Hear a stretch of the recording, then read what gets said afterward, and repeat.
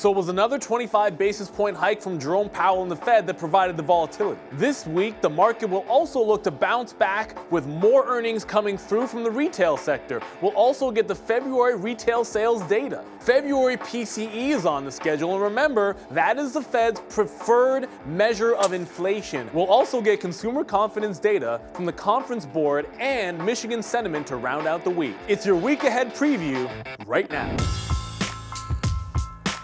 The week kicks off with just one notable earnings name coming through before the market opens. That's Carnival Corp, CCL, set to report results from their latest quarter. DB analysts, out with a positive note on the stock recently, reiterated a longer-term hold rating on CCL shares, but stated increased bookings and signs of improving overall economic conditions makes the stock a short-term buy heading into the report. CCL shares have outperformed the market so far this year, up nearly 12%. Now, Tuesday will bring the busiest day by far all week for potential market-moving economic data, kicking off in the pre-market 8:30 Eastern Time with February retail inventories data, along with goods trade balance data for February. Now, also in the pre-market, we've got more earnings to consider. We'll hear from Walgreens Boots Alliance, along with Chinese online brokerage FUTU. The majority of analyst moves on FUTU shares of late have been negative, with an average rating of hold on the stock heading into the report. We've seen these Chinese ADRs perform relatively strong during this earnings season as these companies report for the first time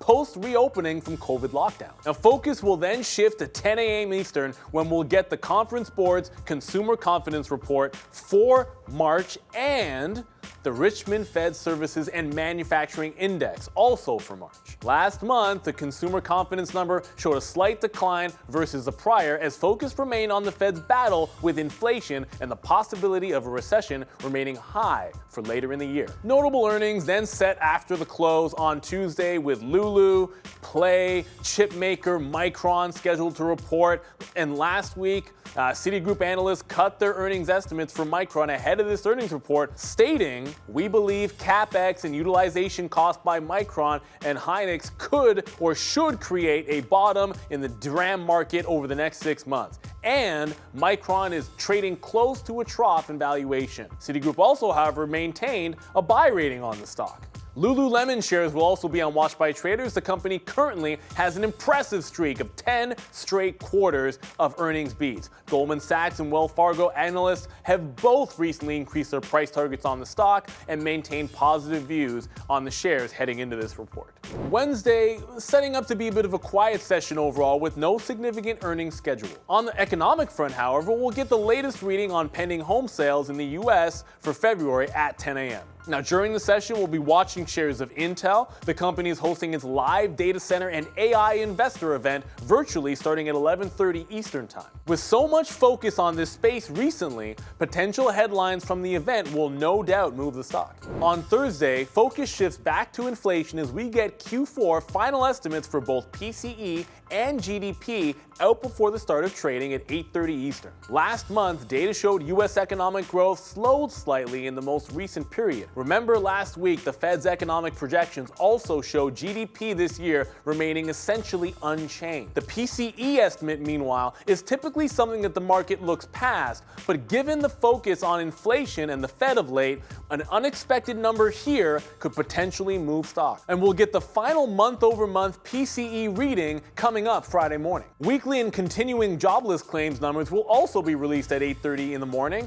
Again, usually not a market-moving number, but in the current environment, we have seen recent volatility off these prints. The Fed will want to see continued signs of slowing in the job market, so a week-over-week increase here could be a huge positive for the markets. On Friday, we get one last economic data point to round out the week with the February month-over-month PCE print set for 8:30. PCE is a measure of how much people living in the U.S. pay for goods and services and is the preferred measure of inflation for the Fed. The market will be looking for an improvement over the January number that showed an unexpected 0.6% increase in prices month over month. Also Friday morning, we'll get Chicago PMI for March at 9:45 and Michigan consumer sentiment at 10 a.m. This number does contain inflation projections and typically causes the market to move accordingly. The most recent sentiment data showed inflation expectations fell in March, but confidence remained at multi-month lows. Another jam-packed week in store, and it's not even officially earnings season yet. As always, we'll bring you all the action live daily as it happens on TraderTV.Live.